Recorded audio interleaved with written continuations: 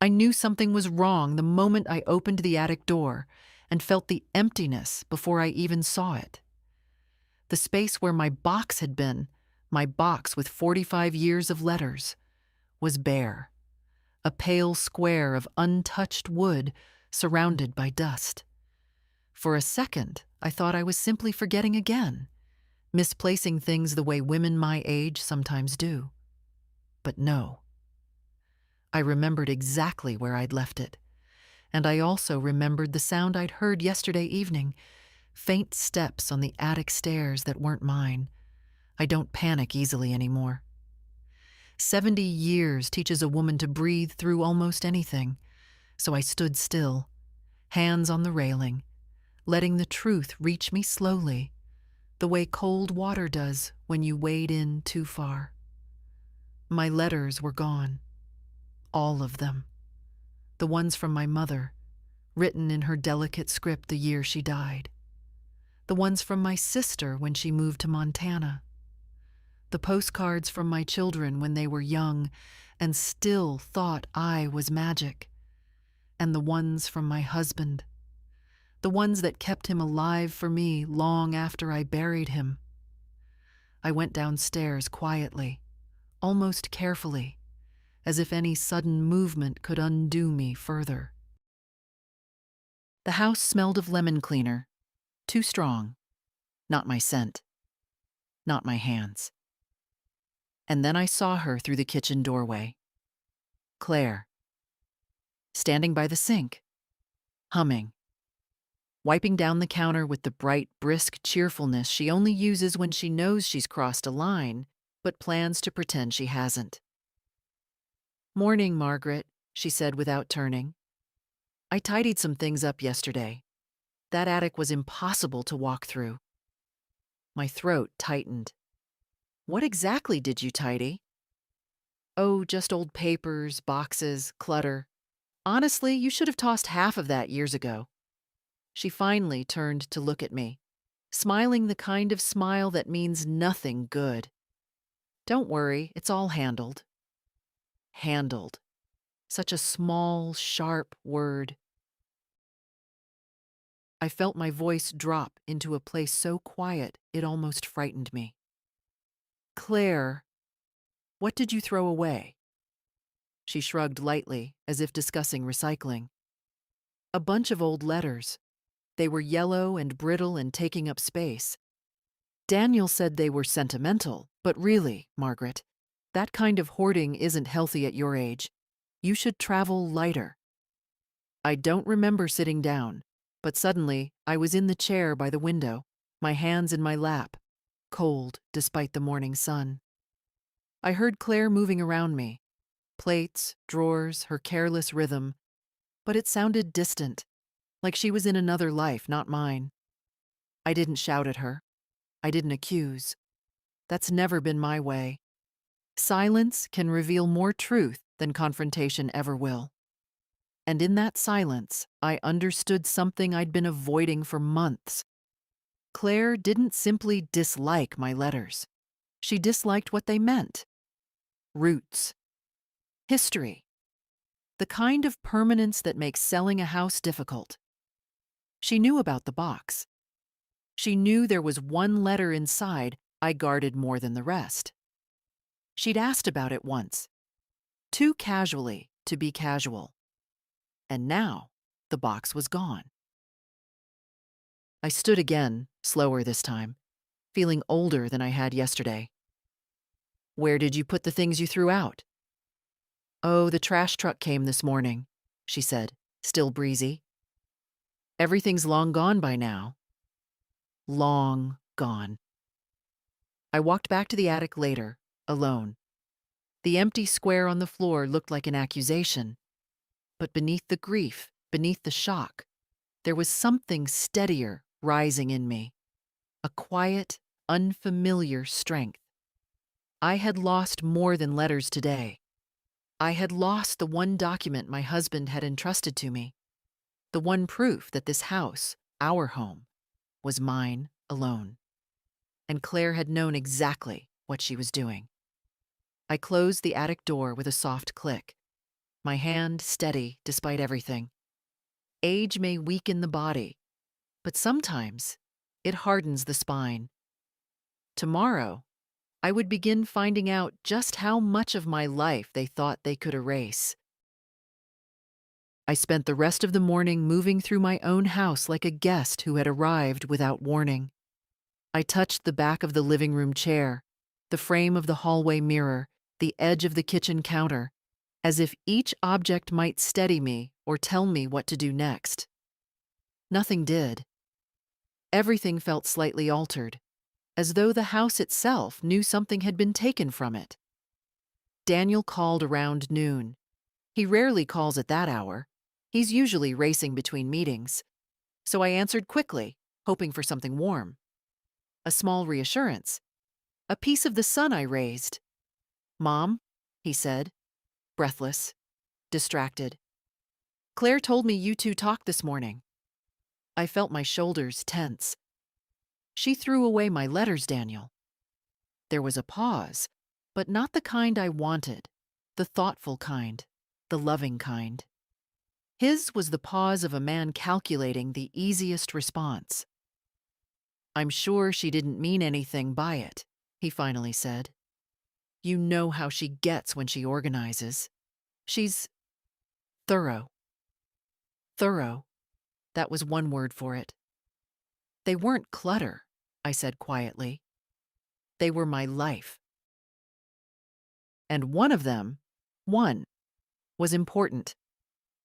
"Important how?" he asked, the impatience leaking in before he could hide it. "Mom, I really don't have time for a long explanation right now." "You never do," I said, before I could stop myself. My voice wasn't angry, just tired, worn the way old paper wears. He sighed sharply. "Look, we were actually going to talk to you about the house.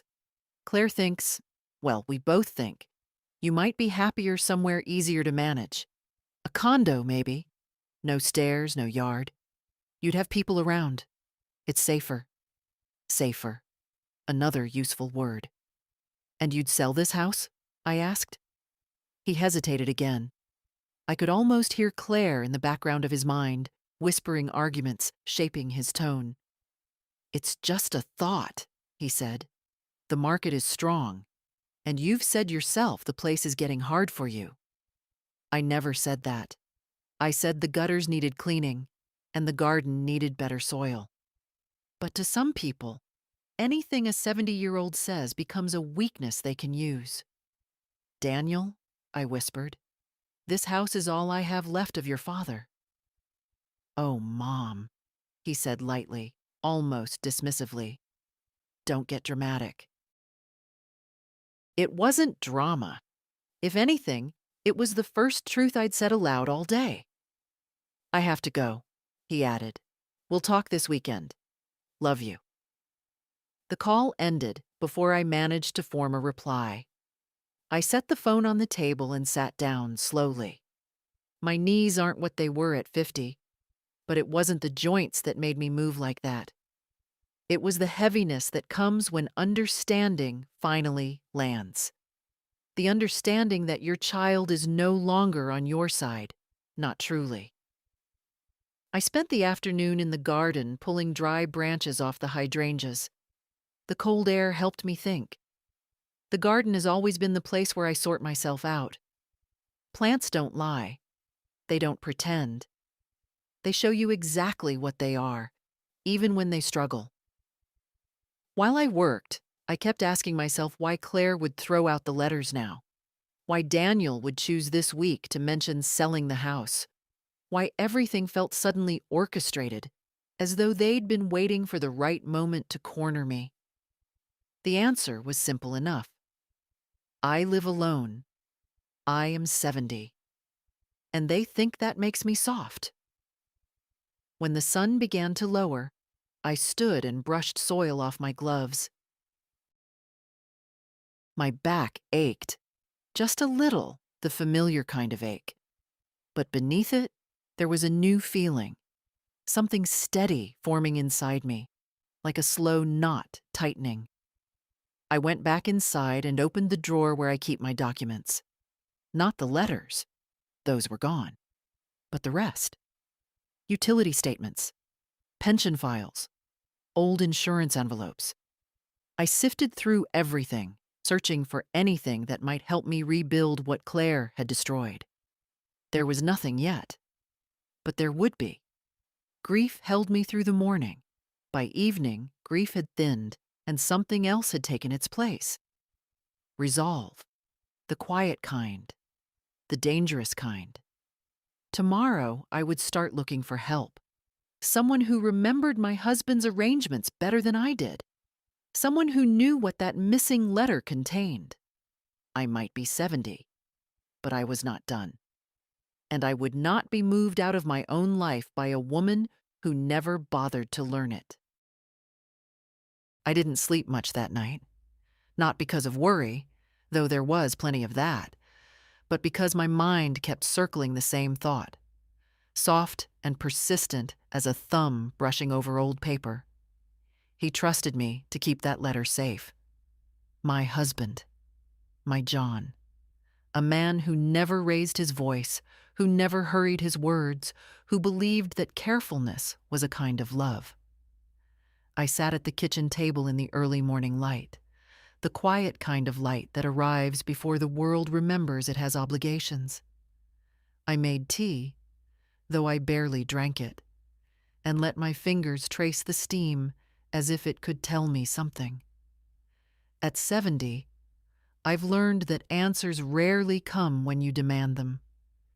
They come when you sit still enough to hear your own memory. So I let myself remember. Not a flashback, not a scene retold like a storybook, but the feeling of that day when John brought the letter home, the weight of his seriousness, the way he placed the envelope in my hands as though it were something fragile and alive. "It's not that I don't trust Daniel," he'd said.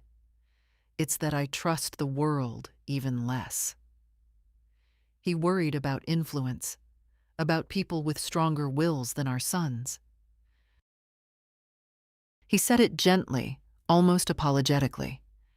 John had known, long before I did, that affection doesn't protect a parent from being pushed aside. The attic felt colder this morning, the emptiness harsher. I opened the door again and stood there, looking at the same square of clean floor where the box had rested. You wouldn't think a bit of bare wood could hurt a person, but it did. Because grief changes its shape as you age, becomes sharper, not duller. And losing those letters was like losing John for the second time. I closed the attic and went downstairs, moving slowly so my steps wouldn't echo. The house didn't feel like mine, not fully. It felt monitored, assessed, measured. Like Claire was somewhere in the walls, judging what stayed and what didn't. Around 10, I drove into town. My hands trembled only once when I turned the key, but I ignored it. I have never been a woman to let trembling stop me. The road to Pinewood Avenue seemed shorter than usual, maybe because I knew exactly where I was going, and there's comfort in purpose when your life is slipping from under you. The bank was quiet, a few people in line, soft murmurs, the clicking of a printer. Ordinary sounds of an ordinary place. I waited until the young teller finished with another customer, and then stepped forward, careful, polite. "I'm looking for archival documents," I said. "Something from many years ago, connected to my late husband." Her smile was kind but firm, the way young people smile when they're about to disappoint you. "I'm sorry, ma'am, but archived legal documents can only be released to attorneys or by court request, unless you have the original paperwork." "I don't," I said. "It was thrown away." The teller's expression softened, but not enough to change the rules. Rules rarely bend for women my age.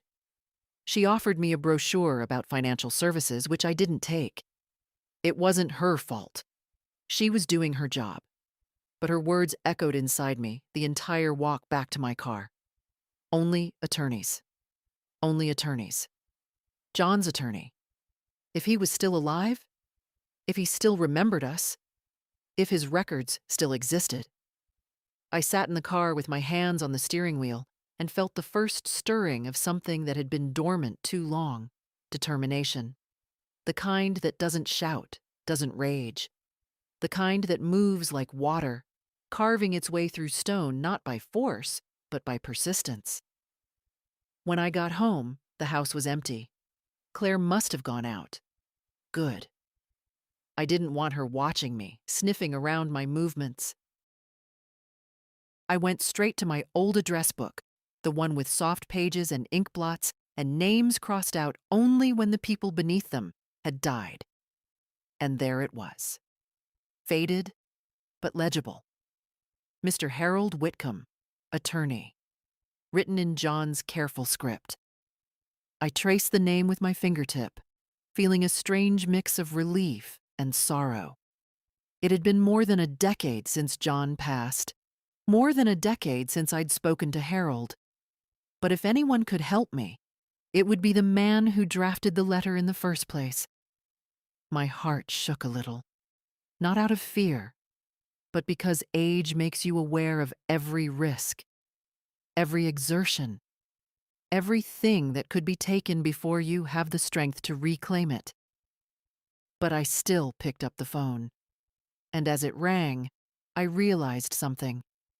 They may have thrown away my letters, but they hadn't thrown away my will.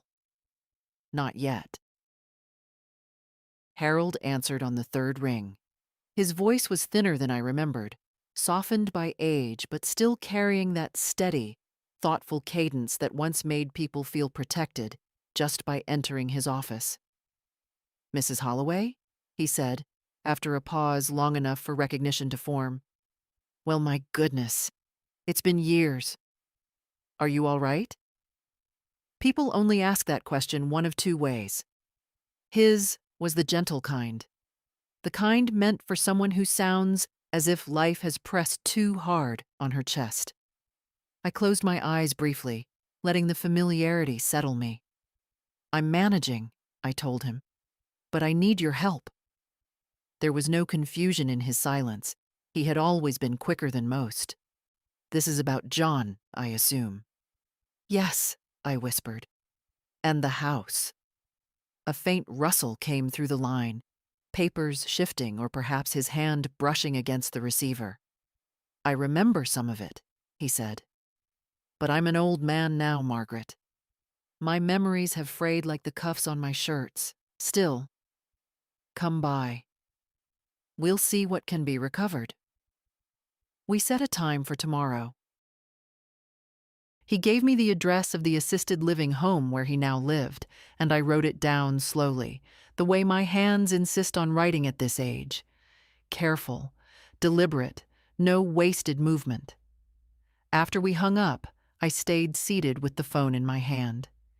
It's a strange thing to feel hope and grief growing together, one pushing against the other until you don't know which feeling is the root and which is the bloom.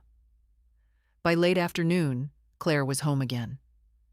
I heard her heels first, the confident clack of a woman who believes the world is hers as long as she keeps her chin lifted. She came into the kitchen, humming something tuneless, pulled a sparkling water from the fridge, and looked at me like I was part of the furniture she didn't particularly like. "Oh, good. You're up," she said. "I've been thinking. If we start showing the house, we'll have to declutter more. Buyers like clean spaces, you know." I folded the dish towel very slowly, as if it were fragile. "This house is not going to be shown." She laughed, a soft, false sound. "Margaret, we're trying to help you. A 2-story house at your age? It's not safe. Stairs, yard work, maintenance, it's all too much." Her words floated around me like perfume made of something mildly toxic. "I've managed it," I said. "Yes, but for how much longer?" Claire stepped closer, lowering her voice as if imparting wisdom. "I don't want to say this, but you've been forgetful lately. Throwing away old papers was a blessing in disguise. You don't need things that confuse you." I looked at her then, really looked. For months, I'd been giving her the benefit of age-softened doubt. Maybe she was awkward. Maybe she didn't mean to be cutting. Maybe her coldness was simply the result of two women never finding the right rhythm with each other. But standing there, sunlight catching the hard edge of her mouth, I saw the truth with a clarity that startled me. She didn't want to help me. She wanted to manage me. And Daniel, my sweet boy who once brought me dandelions in a chipped cup, he was drifting in her wake without even noticing he'd lost the shore. "I will not be leaving my home," I said quietly. "And I will not be spoken to like a child." For a moment, Claire's expression flickered. Just a moment. Then the mask settled again, smooth and unbothered. "Daniel and I will talk to you this weekend," she said. Her tone clipped. "Together. We'll sort this out." I nodded once, though not in agreement. More in acknowledgement of the storm she thought she was preparing to sail through. She didn't understand yet that the weather was no longer hers to read. After she left the room, I leaned on the counter, not because I was tired, but because the truth of everything pressed against me at once. The loss, the betrayal, the strange blooming of my own resolve, it all sat heavily in my chest. I looked toward the drawer where my documents lay scattered from last night's search. Things I'd kept neatly for years, suddenly precious in ways I hadn't foreseen. The letter was gone, yes, but the truth behind it was not. And tomorrow, I would walk into a quiet living facility where a nearly forgotten man still carried a piece of my past, a piece of John, a piece of my defense. At 70, a woman may lose her agility, her stamina, even her patience. But she does not lose her right to fight for her own life. The next morning, I woke earlier than usual. My joints weren't stiff yet, and for a moment I pretended that meant the day would be gentle with me. But gentleness wasn't what I needed anymore. What I needed was clarity and proof, and someone who remembered my husband not as a footnote, but as a man who made careful choices. I dressed slowly. A soft gray sweater, comfortable trousers, the coat John once said made me look capable. Funny what stays with you. At 70, memories cling harder than fabric. The assisted living home sat at the edge of town, surrounded by tall fir trees that looked like guardians from another century. The lobby was warm, smelling faintly of cinnamon and disinfectant. A young receptionist led me down a quiet hallway, our steps muffled by thick carpeting. "Mr. Whitcomb is expecting you," she whispered, as if anything louder might disturb the air. Harold sat near a window, a blanket over his knees, his white hair thinner now, but still brushed neatly. When he saw me, his face stirred with recognition, not immediate, but warm, like a photograph slowly coming into focus. "Margaret," he said, "you haven't changed." We both knew that wasn't true, but kindness is also a kind of truth. I sat across from him, folding my hands to keep them steady. He noticed. He had always noticed more than people said aloud. "You sound troubled," he said. "Tell me what's happened." So I did. Not every detail, not every bruise to the heart, just enough for him to understand the gravity. When I told him the letters were gone, something in his expression tightened. "Ah," he murmured. John feared something like this. Not specifically, but generally. Influence can be a quiet thing, Margaret, like water finding cracks. I swallowed hard. Do you still have any of his records? He leaned back slightly, his fingers tapping on the arm of his chair. I remembered that gesture from decades ago, his thinking gesture. The room felt still around us, like we were the only two people left carrying a piece of John's voice. I believe, he said slowly, that I kept a duplicate of the letter you're referring to. I wasn't obligated to, but John asked me to hold on to one. Just in case, he said. My throat tightened. Can it be retrieved? It can, he said, but it may take time. The firm moved buildings after I retired, and some of the old client files were boxed away. I'll need someone to search through the archives. Hope is a fragile thing at 70. Too many decades teach you how easily it can shatter. But I felt something rise in me anyway, soft and trembling. The sense that I wasn't entirely alone in this. Thank you, I whispered. He waved a frail hand. Don't thank me yet. We must find it. And if we do, well, Margaret, you'll have every right to stand your ground. He paused, studying my face. Does your son understand what that house means to you? For a moment, I couldn't speak. I looked at the trees outside the window instead. Tall, old, stubborn enough to still be standing. I don't think he sees me clearly anymore, I finally said. He listens to her more than he listens to himself. Harold nodded, not unkindly. It happens. Marriage changes loyalties, but it shouldn't erase them. We talked a little longer. About John, about the early years of the house, about the careful legal structure my husband set up without ever burdening me with the details. He'd always said he wanted to make life easier for me, not harder. When I rose to leave, Harold reached for my hand. His skin was thin and cool, but his grip still had purpose. You are not a woman who can be pushed out of her own home, he said quietly. Don't let them make you forget that. I walked back to my car with his words echoing through me. Outside, the air was crisp, the kind that wakes your lungs whether you want it to or not. I felt taller than I had yesterday. Not younger, never that, but steadier. When I returned home, Claire was in the living room, talking on the phone. She lowered her voice as soon as she saw me, as if I were a child wandering into an adult's conversation. We'll discuss it this weekend, she said. She's being difficult, that's all. She hung up and gave me that tight smile she uses like a piece of armor. Everything all right with your little errand? My errand, I said softly, concerns this house. She blinked. Just once, a tiny fracture in her confident facade.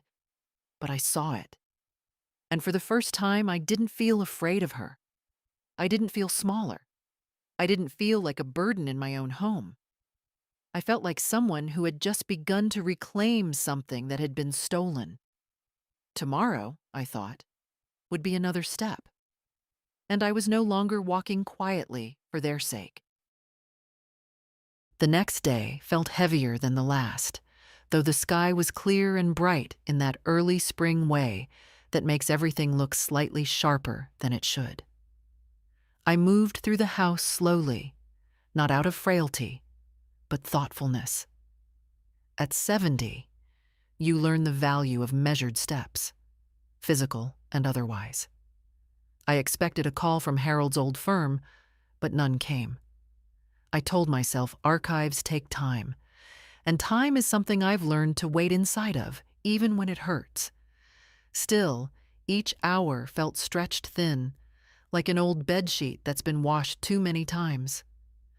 By mid-afternoon, I gathered the courage to search the attic again. Not for the letters. I wasn't delusional. But sometimes, when something is taken from you, Your hands need proof of the emptiness before your heart can accept it. The stairs creaked under me as I climbed. Claire always complained about that. Said the noise was a sign the house was too old. I used to laugh it off. Today, I didn't laugh.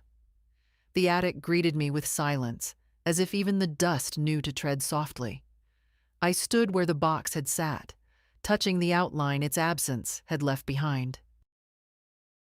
That little square of clean wood looked almost obscene, indecent, like a wound that had been scrubbed too neatly. John's handwriting, my mother's lilting loops, my own young hopes pressed into envelopes. Gone. My knees bent before I realized I was kneeling. I rested my hand on the floor, not a dramatic gesture, just the posture of a woman acknowledging the truth she never wanted to face. Claire had thrown away part of my life, but that wasn't all she was trying to throw away. I exhaled slowly, gathered myself, and went back downstairs. Claire came home an hour later, loud and cheerful, humming again, a nervous habit disguised as confidence. She was carrying a reusable grocery bag filled with items she liked: sparkling water, a particular kind of almond crackers, a bouquet of white lilies she always bought for herself, under the pretense of brightening the house. She put the flowers in a vase, then smiled at me over her shoulder. I thought these would liven things up here. They're lovely, I said. It was true. But loveliness offered without kindness is only decoration. Claire briefly hesitated, then said, Daniel and I talked last night. We think it's time to make some real decisions about your living situation. I contained my breath, not holding it, just containing it, the way you might hold a fragile object you don't trust not to break. Oh, I said. Yes. She clasped her hands, adopting the posture of someone dispensing guidance. Look, Margaret, it's obvious that keeping up with this house is becoming too much. The stairs alone. I've managed them for decades, I said. She smiled with the patience of someone speaking to a child. And decades take their toll. We want you somewhere safer, more practical. Practical, that word again. It made my skin tighten. And selling the house would help with that, she added, her tone overly casual, as if slipping in a preference she thought I might not notice. There is no need to sell the house, I said. Her eyes, blue, cold, flickered just slightly. It's not only about need, Margaret. It's about what makes the most sense. You're alone here. This place is far too big. It wasn't too big when Daniel grew up in it, I said. Well, she replied brightly, people change. I looked at her for a long time, the kind of look a woman gives when she finally stops pretending she doesn't see the thing that's been right in front of her. You're planning something, I said quietly, and you thought getting rid of my letters would make it easier. She froze. For just a second, but it was enough. Her face went smooth again, but the truth had already leaked out around the edges. That's absurd, she scoffed. They were junk. No, I said softly. They were evidence. Her brows drew together, not in confusion, but calculation. She was piecing together which evidence I meant, and what it protected, and why she might want it gone. Before she could speak, the phone rang. I moved to answer it, though Claire reached for it too quickly, as if she wanted control over the conversation before it began. But I got there first. Mrs. Holloway? A young, polite voice. This is Amelia from Whitcomb and Gray. Mr. Whitcomb asked us to call you. We've located the storage catalog for his retired cases. We believe we've found the box containing your husband's documents. We'll need a bit more time, but we're close. My knees nearly softened, but I stayed standing. Thank you, I said. Claire stood still behind me, listening. I knew she was, and I knew she heard every word. When I hung up, the house felt different. Not safer, not calmer, but balanced, as if the ground under me had shifted in my favor by an inch. Just an inch. But sometimes that's all a woman needs to stop being pushed backward. Claire's voice was a little too bright when she spoke again. So, you're digging into old paperwork now? I'm retrieving what's mine, I said. And for the first time, I watched her step back.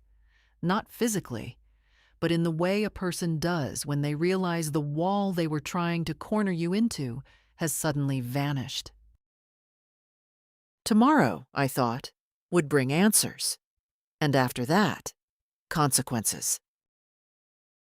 I woke to the muted sound of voices downstairs. Claire's sharp whisper and Daniel's tired murmur blending into the kind of conversation people have when they don't want the person in the house to hear them. It's strange, isn't it? How the walls of a home grow thinner as you age, as if the house itself has decided you've earned the right to know what's being plotted against you. I lay still for a minute, listening. She's being unreasonable, Daniel, Claire hissed. She's stressed, he replied, but without conviction. We'll talk to her. We have to talk to her. The realtor wants to schedule the walkthrough. We can't keep stalling. I closed my eyes, not in surrender, but in recognition. They weren't discussing possibilities anymore. They were discussing plans. I rose slowly, letting my joints negotiate their usual morning debate. At 70, you don't spring from bed. You negotiate your way out of it.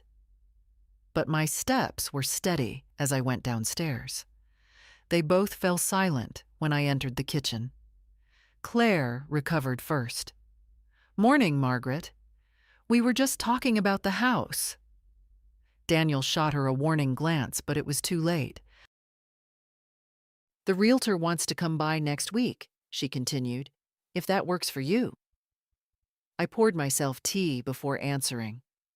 The sound of the kettle, the click of the cup on the saucer, small, steady domestic noises, calmed me more than their words disturbed me.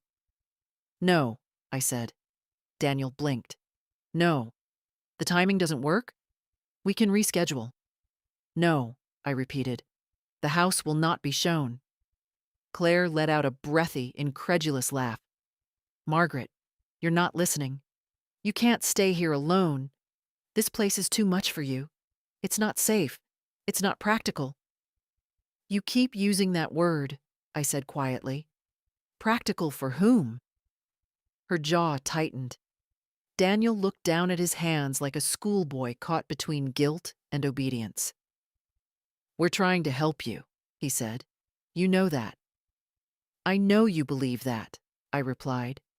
But believing a thing doesn't make it true.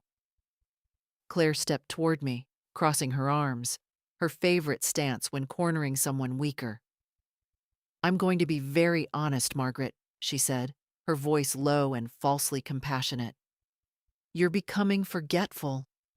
You're overwhelmed. You don't need a house this size. You need... A keeper? I asked. Her lips parted, then snapped shut. Daniel shifted uncomfortably. Mom, please don't start. I'm not starting anything, I said. I'm simply not agreeing to something that isn't in my interest. Claire's mask slipped, only a fraction, only for a heartbeat. But I saw it. The irritation, the calculation, the knowledge that her path was no longer as smooth as she'd expected. She glanced at Daniel. We should go, she muttered. We'll talk tonight. After they left, the quiet felt heavy. Not peaceful, but loaded, like a room waiting for the next move in a game I never agreed to play. I walked through the house, letting my fingers brush the walls, the furniture, the worn wood of the banister. This place held more of me than they ever would. By afternoon, My thoughts had settled into something hard and clear. I found the small metal box in my closet, the one where John kept the insurance policy, the first receipts for the house, the typed note he left for me the year he got sick. Nothing legal enough to replace the lost letter, but enough to remind me that he had never doubted which one of us would need protection.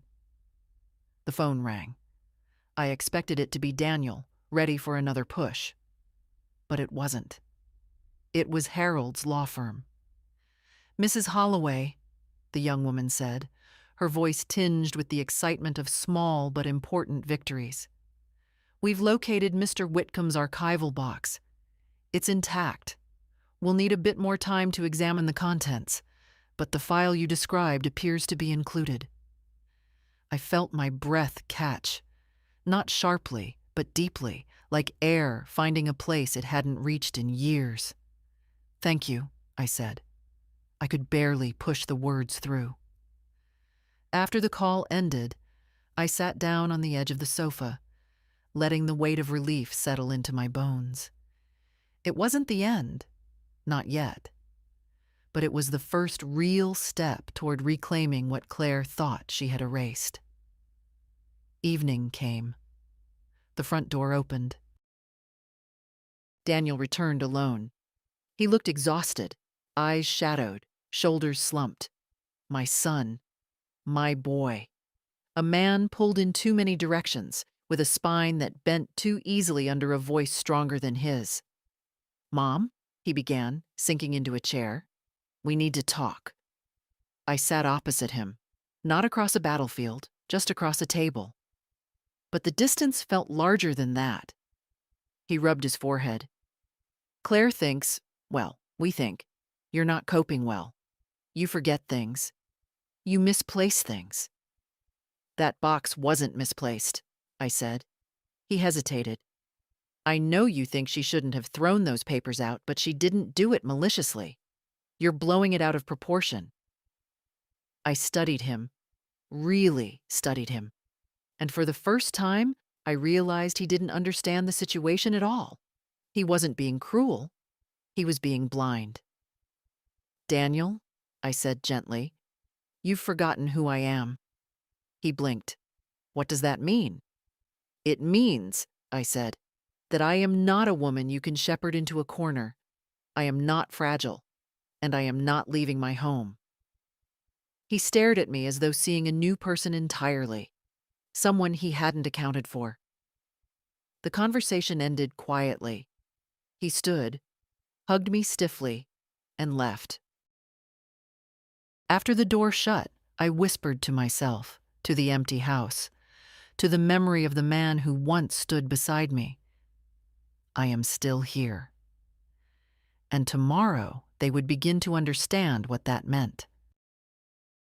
Lily arrived just after lunch, her knock soft, almost apologetic, as if she sensed the heaviness in the air before stepping inside. She's 21, studying sociology, always observing the world with that quiet, earnest curiosity I recognize from my own youth, back when I believed understanding people meant you could protect yourself from them. I know better now, but I still admire the way she tries. "Grandma?" she called. "It's just me." "Come in, sweetheart," I said, relieved to hear a voice that didn't bristle with plans for my future. She stepped into the kitchen, cheeks pink from the cold, a strand of dark hair escaping her braid.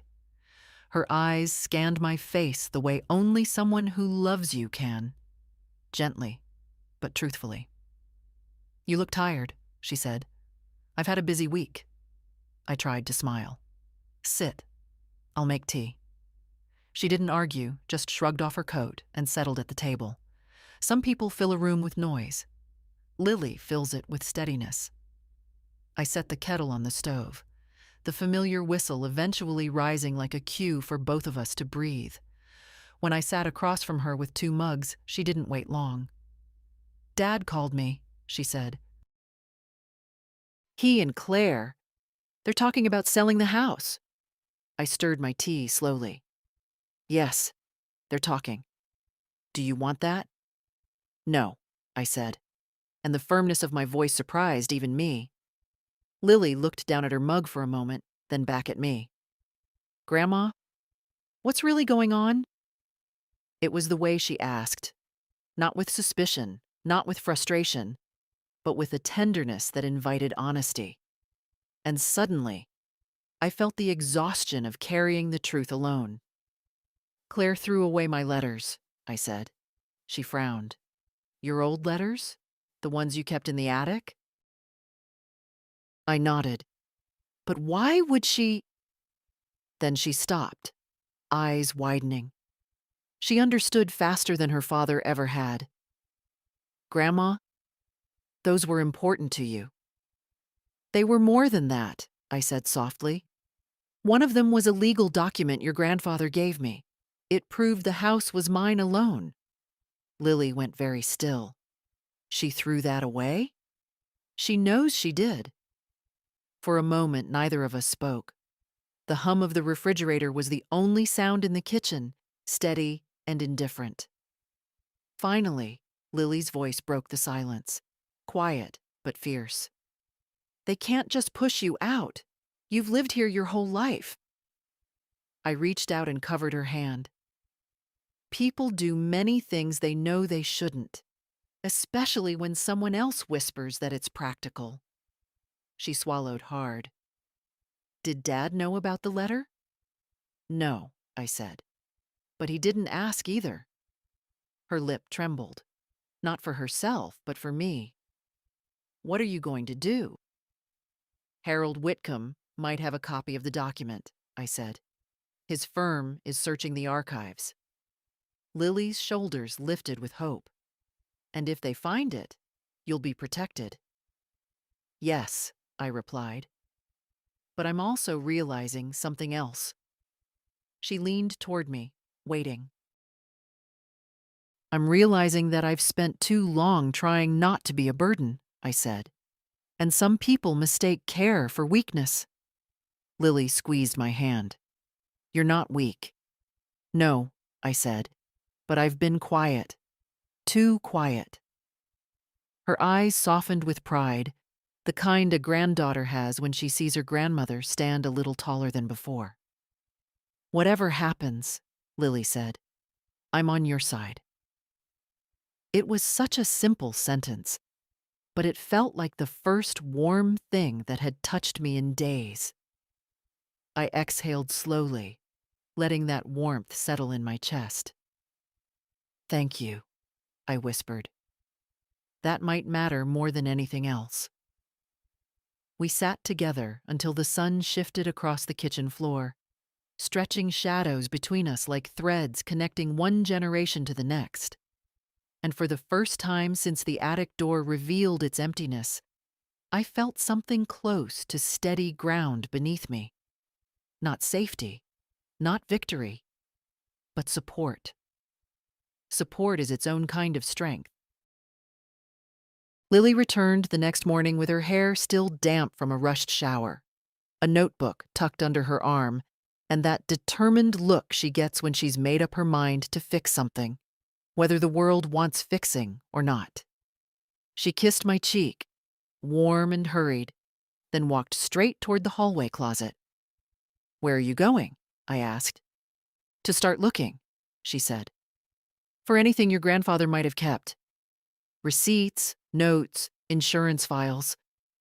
People don't leave their lives in only one place.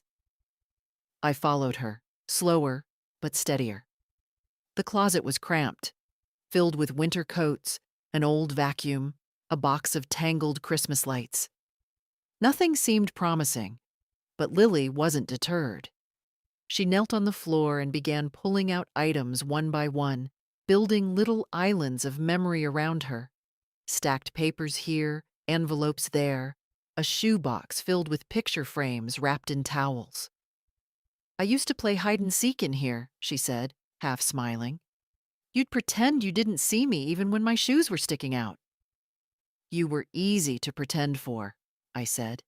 You always giggled. She laughed, the sound of it softening the edges of the morning.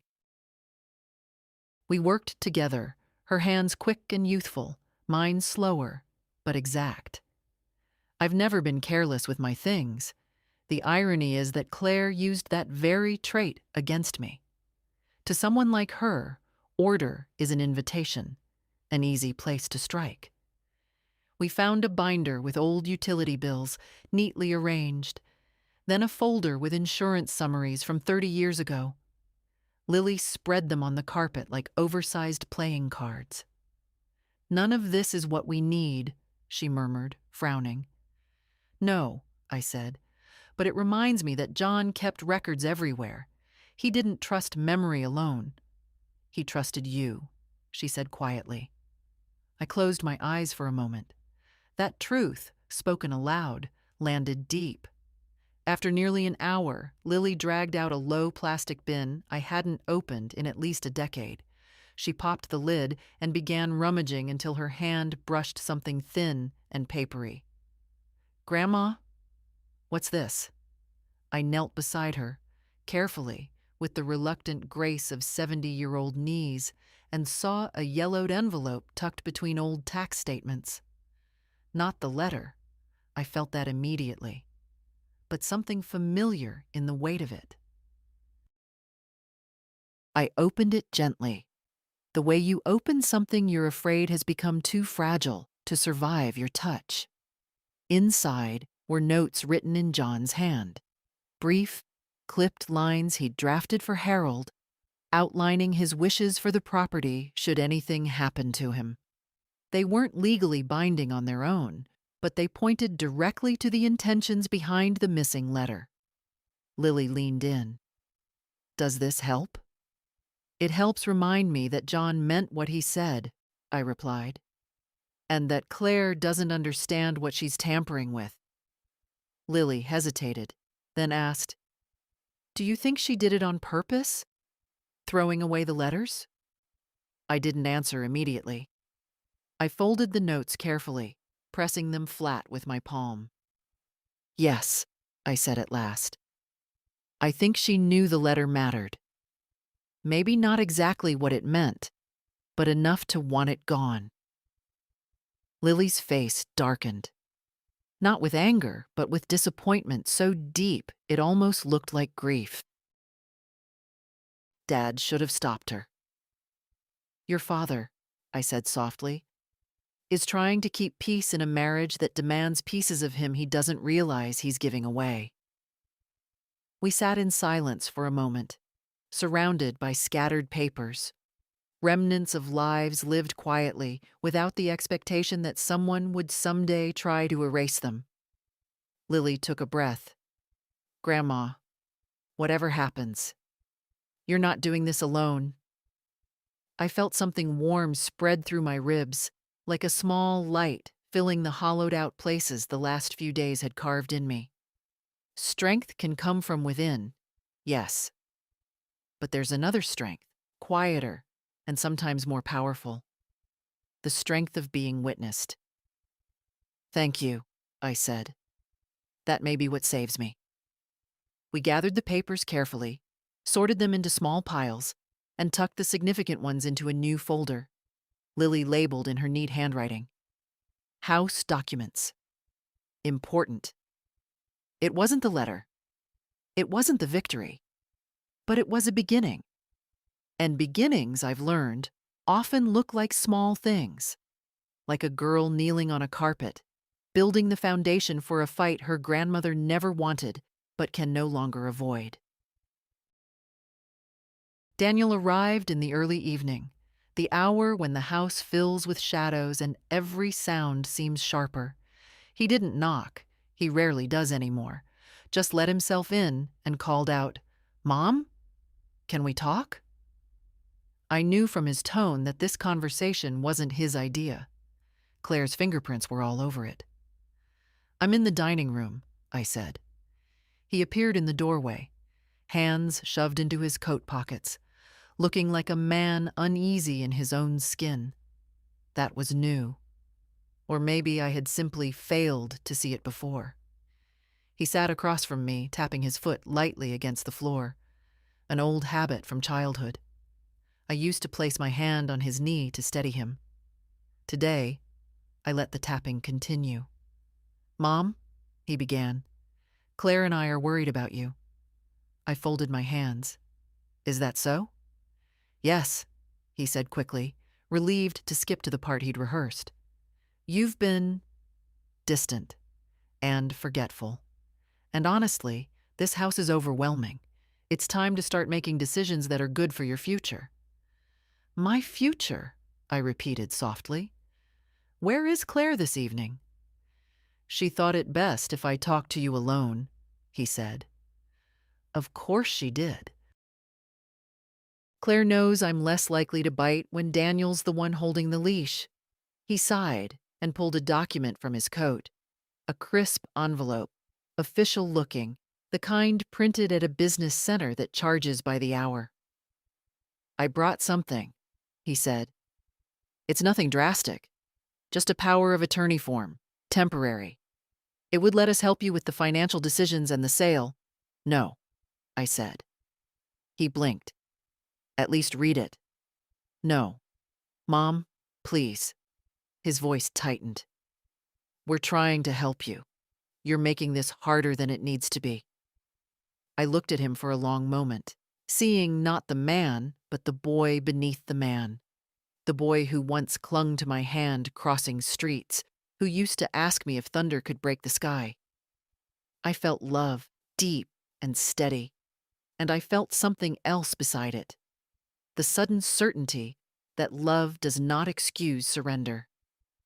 "Daniel," I said, "do you remember what your father used to tell you about decisions?" He frowned. "I don't know." He said, "A rushed decision is usually someone else's." He looked down at the envelope. His jaw tightened. "Claire didn't rush anything," he muttered. "She's practical." "There's that word again," I said. "Practical." "Because that's what this is," he snapped. "You're 70. You can't maintain this place forever. You're overwhelmed and emotional and—" "No," I said quietly. "I am grieving. That is not the same thing." He stopped. The air shifted between us. "Your wife threw away my letters," I continued. "All of them, including the one document your father trusted me to keep safe." Daniel's face tightened, but not with guilt, more with discomfort. The kind a person feels when they're confronted with a truth they don't want to hold. "She didn't know," he said, but it came out thin. "She knew enough to look for them," I replied. "She knew enough to get rid of them before speaking to me." He ran a hand over his face. "Look, maybe she made a mistake. But even if that letter existed, it doesn't change what needs to happen now." "It changes everything," I said. The silence grew roots. Daniel tapped the envelope against the table twice, then pushed it toward me. "Just sign it," he said softly. "I need you to trust me." I felt something settle inside me then. Not anger, not hurt. Something steadier. A line, drawn without tremor. "I do trust you," I said. "But I do not trust the choices you make when you're afraid of disappointing your wife." He flinched. "Daniel," I continued, "you are my son. I love you. But I'm not giving you permission to decide the shape of the rest of my life." His shoulders slumped. For a moment, he looked lost. "Mom, what if you can't handle things later? What am I supposed to do then?" "You'll help me," I said gently. "Not control me." He looked down at the form again, and for the first time, he didn't try to push it closer. After a long minute, he folded it back into the envelope and stood. "I should go," he murmured. "There's something you should know," I said. "Mr. Whitcomb's firm found the archival box. They believe your father's document is inside." Daniel froze. I watched the realization spread across his face. Slow, cold, unavoidable. "Claire isn't going to like that," he said quietly. "No," I replied. She isn't. He nodded once, a defeated little motion, then left without another word. The door closed. I exhaled. A woman can be quiet for 70 years, but when she decides to take back her voice, the whole house hears it. The call came just after breakfast, while the light was still soft enough to make the kitchen look gentler than it felt. I wasn't expecting it. Not today. Not this soon. When the phone rang, my first thought was that it would be Daniel again, worn down by the conversation we'd had, searching for a way back to the version of his mother who never pushed back. But it wasn't Daniel. Mrs. Holloway? The young woman's voice from the law firm. Amelia. Yes, I'm here, I said, though I felt suddenly as though the room had tilted slightly. We found it, she said. Simple words, unadorned. But my breath caught anyway. The document Mr. Whitcomb described, it's intact. A signed copy, dated and witnessed. It confirms sole property ownership to you. I sank into a chair without meaning to, my hand gripping the edge of the table. For a moment, 70 years collapsed into one single sharp truth. John had believed I would need this protection. And he'd been right. Amelia continued. We're preparing a formal packet. It will be ready for pickup tomorrow, or we can send someone to deliver it. I'll come, I whispered. I want to come. After the call ended, I stayed seated for a long moment, letting the weight of relief settle slowly, cautiously, like a bird testing whether a branch can hold it. And when it held, I closed my eyes. John's voice rose in memory. Not the sound of it, but the steadiness. Just in case, Margaret. He always planned for storms even when skies were clear. By afternoon, the house felt different. Not safer. No. Claire's shadow still skimmed the walls, but less like a battlefield I walked barefoot across. I made stew, not out of hunger but habit, something grounding to do with my hands while my mind moved elsewhere. That was when Claire walked in. She didn't bother pretending to be cheerful today. Her heels struck the floor in sharp, controlled taps, and she stopped just inside the kitchen, arms folded, expression stiff. Daniel told me you won't sign the paperwork, she said. I won't, I replied. Her jaw flexed, then tightened into that thin line she thinks makes her look composed. It only makes her look determined to get her way. Margaret, you're being stubborn. This is irrational. You're making decisions based on emotion, not practicality. Emotion, I said softly, is what people fall back on when practicality is being used to disguise pressure. She scoffed. Pressure? We're trying to do what's best for you. No, I replied. You're trying to do what's easiest for you. Her eyes narrowed, not in anger, but calculation. Daniel is exhausted. You're putting him through so much. This is becoming too complicated for you? I asked. She inhaled sharply, and in that breath, I saw something I'd suspected, but never fully grasped until now. Claire wasn't simply trying to manage me. She was trying to erase any obstacle between herself and whatever future she had imagined, one where my presence was either minimized or removed entirely. You can't hold on to this house forever, she said. It's unrealistic, and frankly, unsafe. At your age, Claire, I interrupted, your concern for my safety is noted and rejected. Her lips parted, but nothing came out. I continued. John arranged legal protections. They are being recovered as we speak. The reaction was immediate, a tiny step backward, so slight most people wouldn't notice. But I did. The faintest widening of her eyes, the tension creeping into her shoulders. She had not expected this. She had expected a woman with no defense. "What kind of protections?" she asked, too casually. "The kind," I said, "that makes selling this house without my consent impossible." Her face hardened. "You're making a mistake." "No," I replied. "I'm correcting one." She turned sharply, walking out without another word. Her perfume lingered in the doorway, sharp, intrusive, like the wake of someone who wants the final word but can't find it. That evening, Daniel called again. His voice sounded quieter, worn thin at the edges. "Mom, Claire said you were threatening legal action." "I said no such thing," I answered. "I simply stated the truth." He sighed.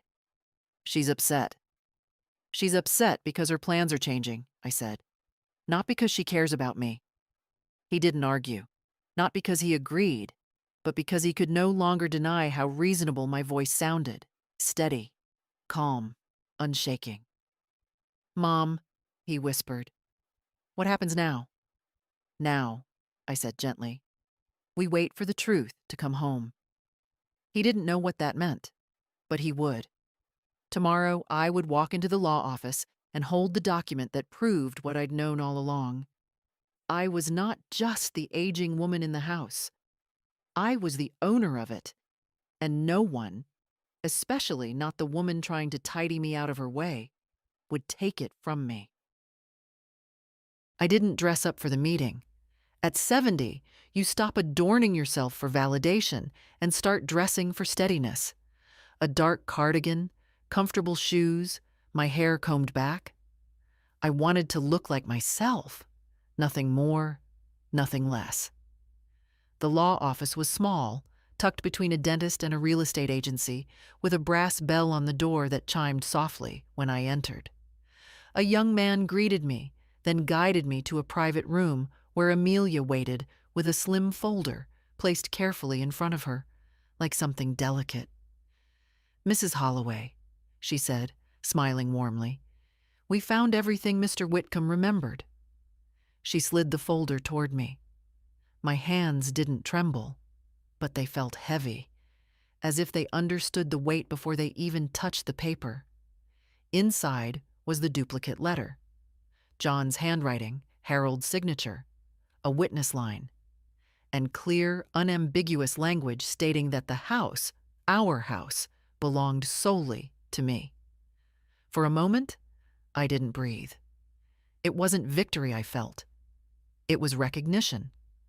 A quiet acknowledgement from the past that I had not imagined the love and care John left behind, that I had not misplaced protection, that I had not failed him.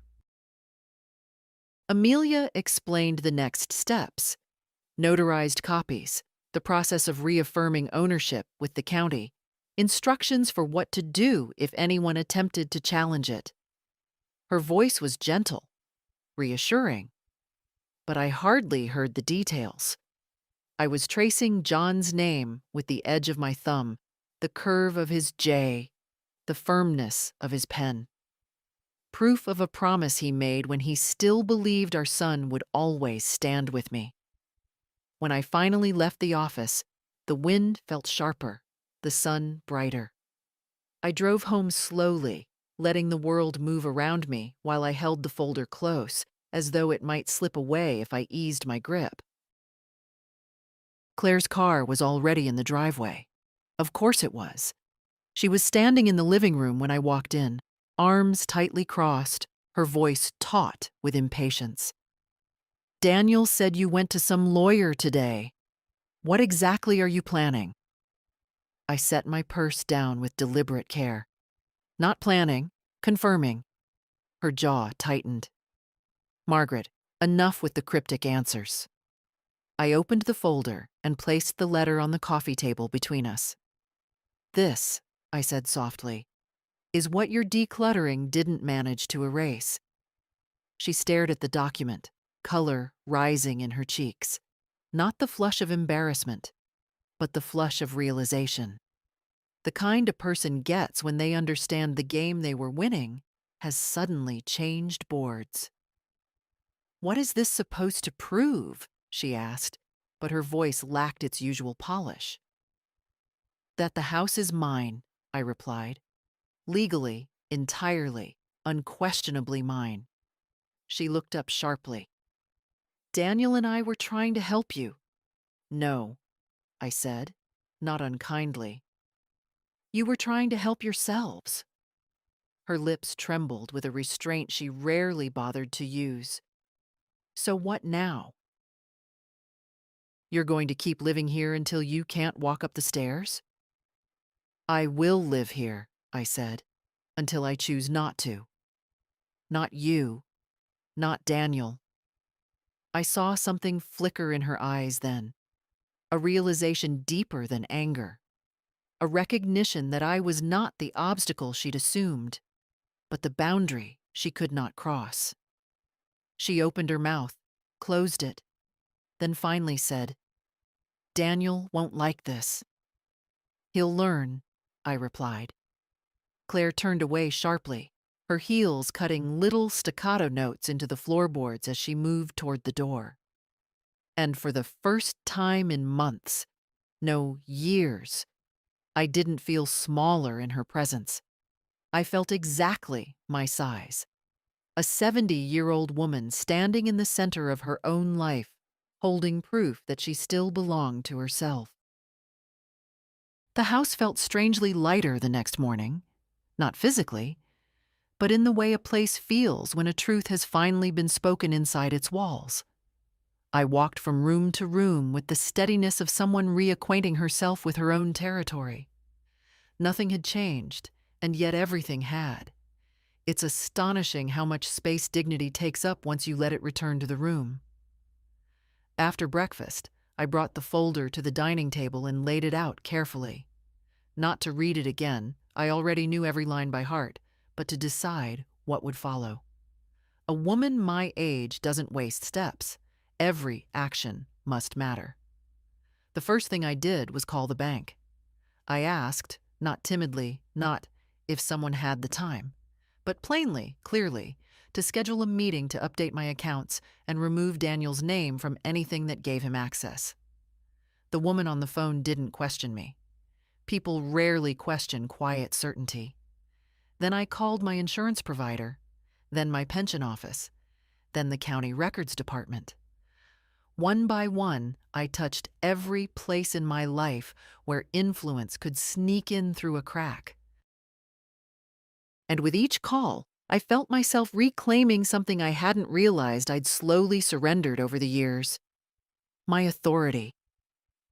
Around noon, Lily arrived again, breathless and bright-eyed, carrying a notebook and that familiar look of fierce loyalty. "Grandma," Dad texted me. He said Claire is furious. "I imagine she is," I said, pouring us both tea. "But anger is not a strategy. It's only a reaction." Lily smiled, the kind of proud, quiet smile that warms a woman more than any compliments about youth ever could. She sat beside me as I opened the folder again, and I saw her eyes shine when she looked at John's handwriting. "So what now?" she asked. "Now," I said. "I make things official." I showed her the list I'd already written. Each place that needed new documentation, each account that required my sole authorization, each step that would remove any legal ambiguity. "Grandma," she whispered, "you've done all this already?" "I've spent too much of my life waiting," I answered.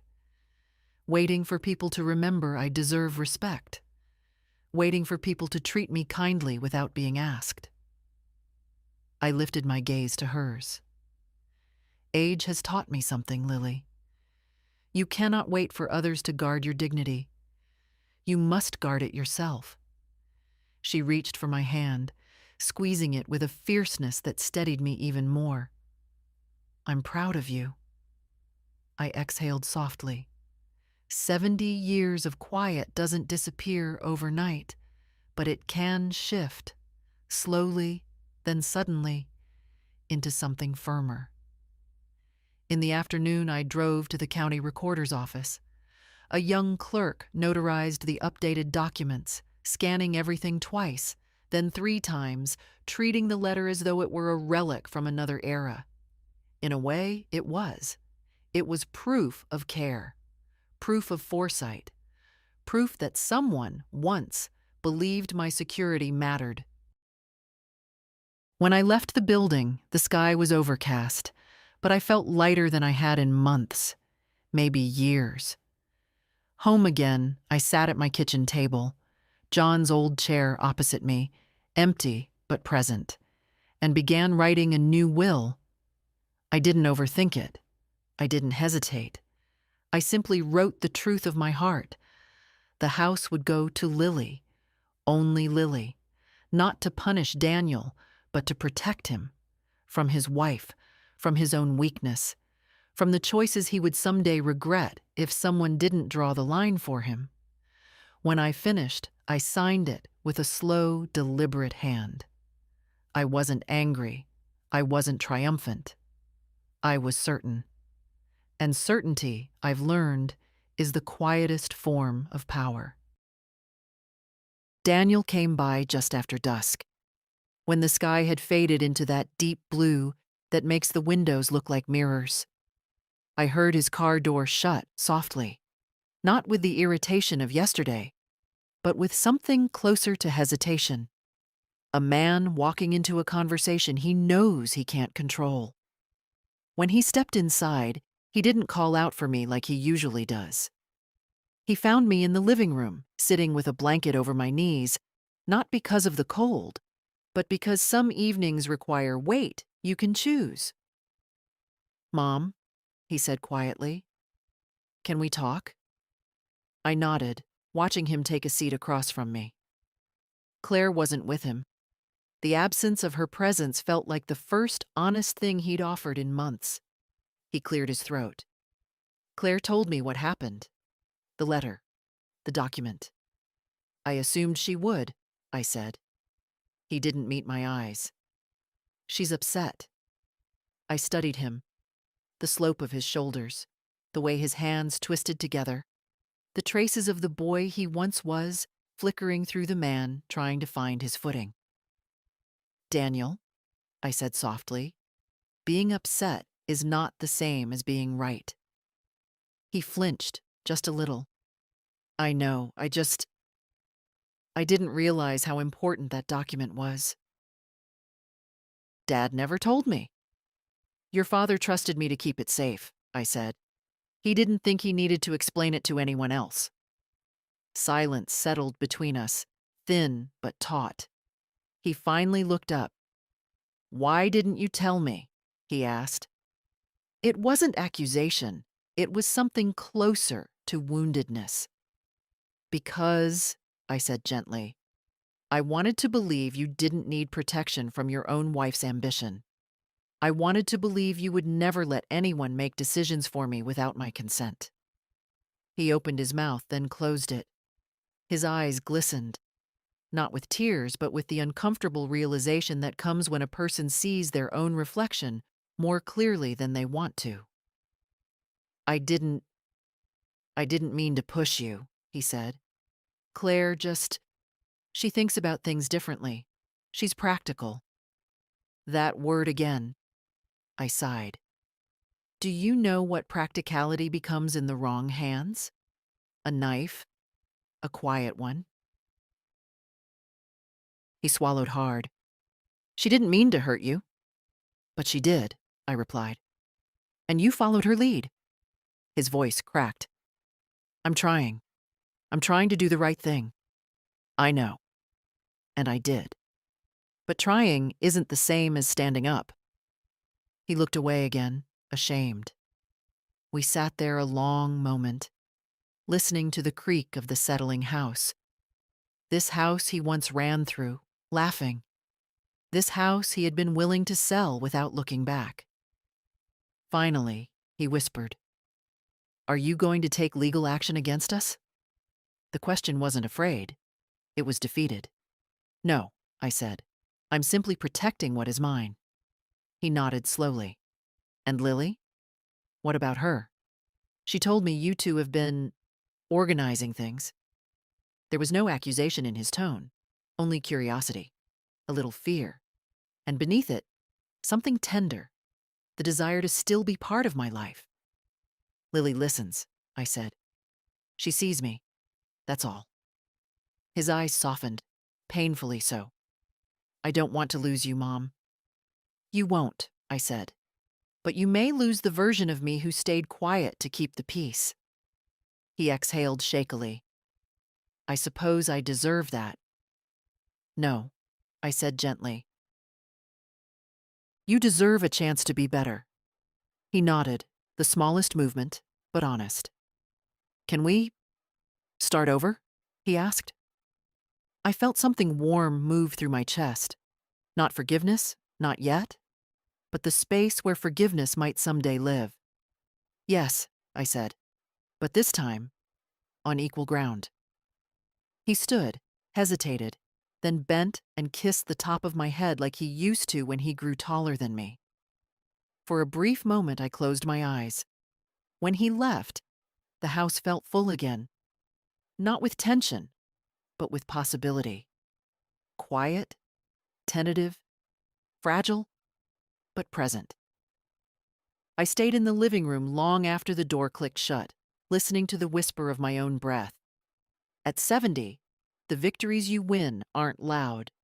They're the moments you reclaim the truth of your own worth. The house was quiet in the early morning, the kind of quiet that feels earned.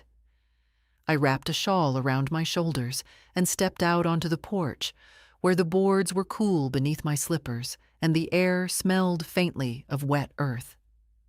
The sky was pale, soft, undecided, like a day hesitating before choosing who it needed me to be. I sat slowly, lowering myself into the old wicker chair that had been here since John first sanded these steps. It creaked under me, familiar as breath. For the first time in a long while, I didn't feel watched, not evaluated, not managed, just present. The folder sat on my lap, though I didn't open it. I didn't need to. I knew what was inside. Proof of my life, my choices, my place. Proof of love that extended beyond death.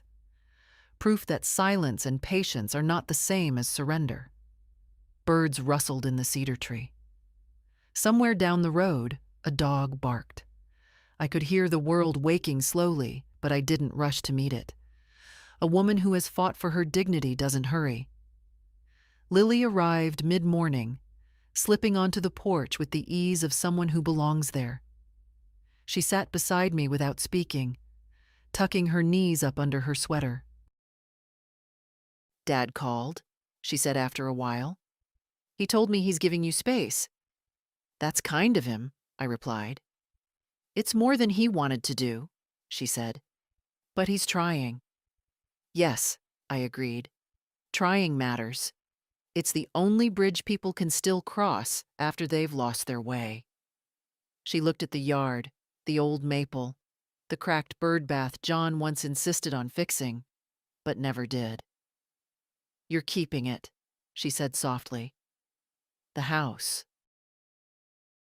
I'm keeping myself, I answered. The house is simply where that begins. She turned to me, eyes warm. I'm glad you didn't let them take it from you. I didn't let them take me, I corrected. The house was never the true battle. She nodded, thoughtful.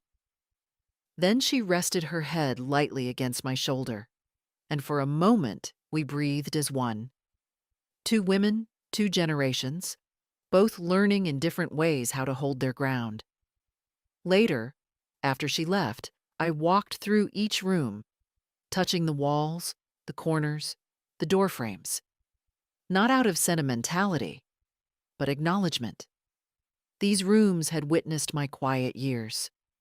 Now they would witness the steadier ones. By afternoon, sunlight trembled across the living room floor, catching motes of dust that danced like little ghosts, stirred awake by the shift in the air. I opened the windows, letting the breeze move through the house freely, as if it too had been waiting for permission. Daniel hadn't stopped by again. Not yet. But when he does, I know the tone will be different. Not submissive, not apologetic, but aware. Aware that his mother is not someone to be guided out of her own life. As the sun began to lower, I returned to the porch and sat once more. The chair creaked again, the same old song. I rested my hands on the armrests and let the quiet settle around me like a warm shawl. There's a kind of victory that doesn't shout, a kind that doesn't triumph over others but simply restores you to yourself. That's the kind I earned, not through anger, not through revenge, but through refusal, gentle, immovable refusal, to disappear. At 70, I've learned that dignity doesn't vanish unless you hand it away, and I am done handing things away. If you've been reading my story this far, then maybe you know something about quiet endurance too, something about standing your ground even when others would rather you didn't. So if these pages found you, truly found you, leave a comment or share a word or follow along. Not for me. For the women who are still learning, they're allowed to take up space.